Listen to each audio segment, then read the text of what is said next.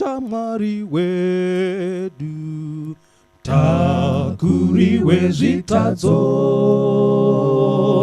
isu tinokomborerwa, unonzwa minamato. O tashaya runyararo,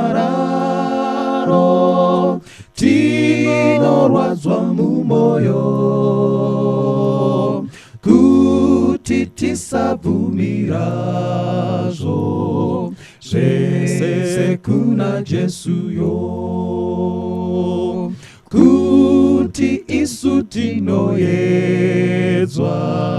zvimwe zvetatambudzwa, tisarase rudaviro, namata kuna Jesu.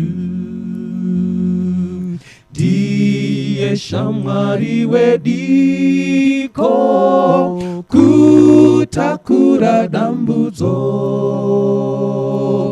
unonzwa kutadza kwedu, bvumira kuna Jesu.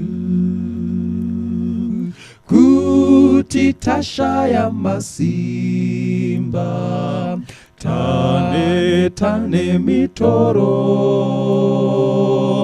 muponesi mubatsiri, bvumira kuna Jesu. Vashamwari vakushora, namata kuna Jesu.